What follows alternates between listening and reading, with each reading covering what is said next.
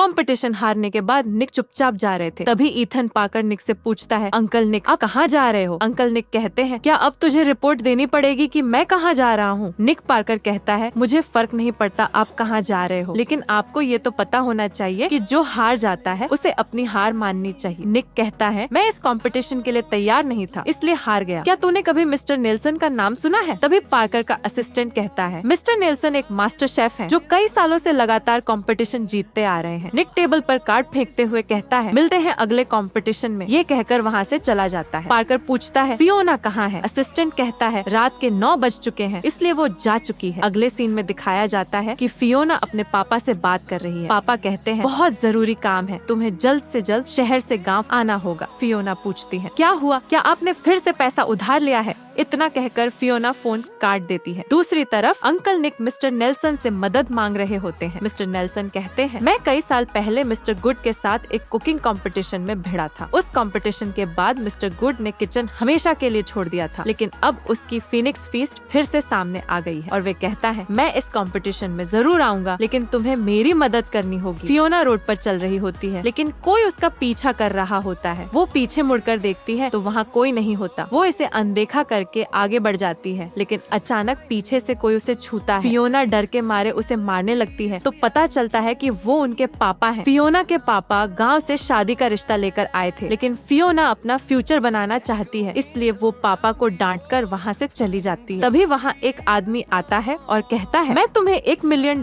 दूंगा, लेकिन तुम्हें फियोना का डिटेल और उसका एड्रेस देना होगा। फिर फियोना के पापा लालच में आकर एड्रेस बता देते हैं। अगले सीन में दिखाया जाता है कि पार्कर फियोना से कुछ जरूरी बात करने उसके कमरे में जा रहा है। जैसे ही फियोना रूम में जाती है, वही आदमी चाकू लेकर उसे मारने आता है, लेकिन फियोना उसके हमले से बच जाती है और उसे धक्का देकर गिरा देती है। वो पूछती है, तुझे किसने भेजा मुझे मारने के लिए? वो कोई जवाब नहीं देता और फियोना की तरफ पिस्तौल चलाता है। तभी पार्कर आकर उसे बचा लेता है, लेकिन गोली पार्कर के बॉडी पर लग जाती है। अगले सीन में दिखाया जाता है कि पार्कर आराम करने के बाद उठ रहा है। फियोना कहती है, तुम इतने यंग होकर भी लाठी से क्यों चलते हो? पार्कर कहता है, मैं बचपन से ऐसा हूँ। मैंने $1 बिलियन का इनाम रखकर कई डॉक्टरों से इलाज करवाया था, लेकिन ठीक नहीं हुआ। $1 बिलियन सुनकर फियोना कहती है, चलो अपना पैंट उतारो और मुझे तुम्हारा पैर दिखाओ, शायद मैं ठीक कर पाऊँ। लेकिन पार्कर पैंट नहीं उतारता। फिर फियोना जबरदस्ती उसका पैंट उतार देती है और देखती है कि पार्कर के पैर पर बचपन का चोट का निशान है। अगले दिन फियोना पैर ठीक करने के लिए बदबूदार लंच लेकर आती है और पार्कर को खाने को कहती है, लेकिन पार्कर खाने से मना कर देता है। तो फियोना उसका मुंह पकड़कर खाना खिलाती है। लंच खाने के बाद पार्कर का पैर धीरे धीरे ठीक होने लगता है और कुछ ही मिनटों में उसका पैर पूरी तरह ठीक हो जाता है। यह देखकर पार्कर काफी खुश होता है और फियोना की तारीफ करता है। फियोना अपने कमरे में बैठी होती है, तब पार्कर आता है और कहता है, कंपटीशन शुरू होने में 3 दिन बचे हैं, मैं तुम्हें फिर से कंपटीशन में बुलाने आया हूँ। फियोना कहती है, अगर तुम मुझे $5 मिलियन दोगे तो मैं आऊंगी। पार्कर $5 मिलियन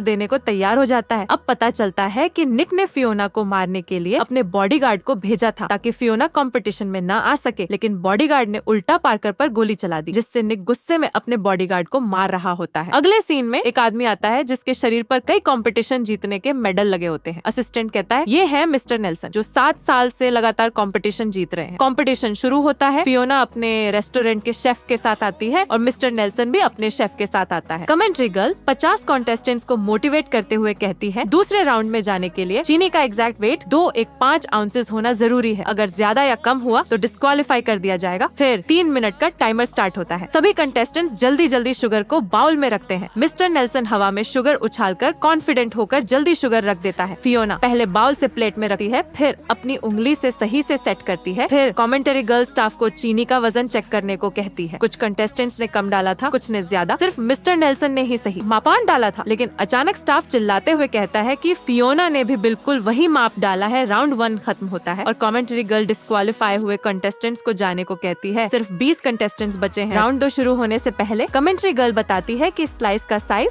0.3 इंच होना चाहिए, वरना डिस्क्वालीफाई कर दिया जाएगा। राउंड 2 शुरू होता है और उनके पास सिर्फ 3 मिनट होते हैं। मिस्टर नेल्सन और फियोना दोनों तेजी से स्लाइस काट रहे हैं। जैसे ही 2 मिनट 1 सेकंड हुए, मिस्टर नेल्सन ने एटीट्यूड दिखाते हुए सारे स्लाइस काट दिए। फियोना ने 1 मिनट 30 सेकंड में स्लाइस तैयार कर दिए। कमेंट्री गर्ल स्टाफ को चेक करने भेजती है। स्टाफ ने देखा कि नेल्सन ने 0.3 इंच की जगह सिर्फ 0.2 इंच काटा था। फियोना के स्लाइस और भी पतले थे, सिर्फ 0.1 इंच। फिर कमेंट्री गर्ल सभी कॉन्टेस्टेंट्स को कांग्रेचुलेशंस कहती है और अनाउंस करती है कि फाइनल राउंड में एडवांस मशीन का इस्तेमाल होगा ताकि चेकिंग ज्यादा एक्यूरेट हो और कोई चीटिंग ना हो। साथ ही रूल्स भी बताती है। नंबर 1, आप अपनी पसंद की कोई भी डिश बना सकते हैं। नंबर 2, जितना स्कोर होगा मैच के बाद उतना पैसा मिलेगा और वही मैच का विनर होगा। तभी मिस्टर नेल्सन कहता है, ये मैच काफी मुश्किल होना चाहिए। तुम्हें पता होगा कि मुझे किसी भी मुश्किल राउंड में हराना नामुमकिन है। अगर तुम मुझसे हार गए तो तुम्हें फिर कभी कंपटीशन खेलने का मौका नहीं मिलेगा, क्योंकि तुम्हें सस्पेंड कर दिया जाएगा। मिस्टर नेल्सन की बात सुनकर कई कॉन्टेस्टेंट्स डरकर राउंड से निकलने लगते हैं। फिर ईथन पार्कर फियोना से कहता है, फियोना तुम भी राउंड से निकल जाओ, हमें नहीं खेलना। कमेंटरी गर्ल कहती है, अगर तुम इस राउंड से निकल गए तो इस कंपटीशन का विनर मिस्टर नेल्सन होंगे। फियोना कहती है, पार्कर मैं ये राउंड जीत कर दिखाऊंगी। फिर पार्कर राउंड को कंटिन्यू रखने को कहता है। ये सब मिस्टर गुड भी अपने घर से देख रहे होते हैं और कहते हैं, मेरी कुकिंग स्किल मिस्टर नेल्सन से भी बेहतर थी। अगर मिस्टर नेल्सन ने मुझे कंपटीशन में चोट नहीं पहुंचाई होती तो मैं कुकिंग कभी नहीं छोड़ता। अगले सीन में दिखाया जाता है कि कंपटीशन शुरू हो चुका है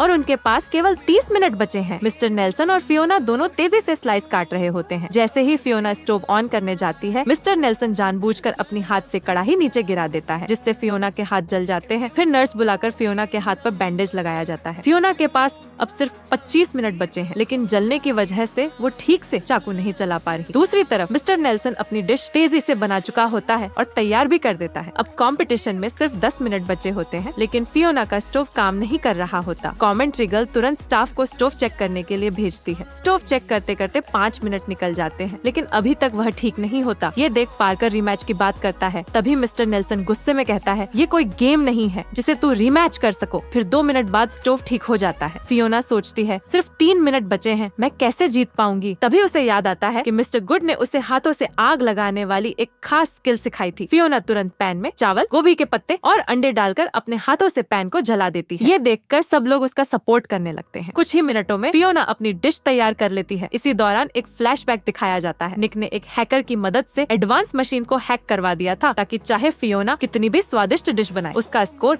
सिर्फ $1 ही आए। स्टाफ मिस्टर नेल्सन की डिश मशीन पर रखते हैं तो स्कोर तुरंत $100 तक पहुंच जाता है, लेकिन जैसे ही फियोना की डिश रखते हैं तो स्कोर सिर्फ $1 ही आता है। कुछ ही मिनट बाद फियोना का स्कोर लगातार बढ़ने लगता है। यह देखकर पार्कर और सारे स्टाफ बहुत खुश हो जाते हैं। दूसरी तरफ मिस्टर नेल्सन और निक ये सब देखकर घबराते हैं। तभी कंपटीशन के चेयरमैन वहाँ आते हैं और मिस्टर नेल्सन और निक की चीटिंग सबको दिखा देते हैं। फिर दोनों को लेकर वहाँ से चले जाते हैं। फिर कमेंट्री गर्ल अनाउंस करती है कि फियोना इस साल कंपटीशन जीत गई है और ये ड्रामा यहीं खत्म हो जाता है।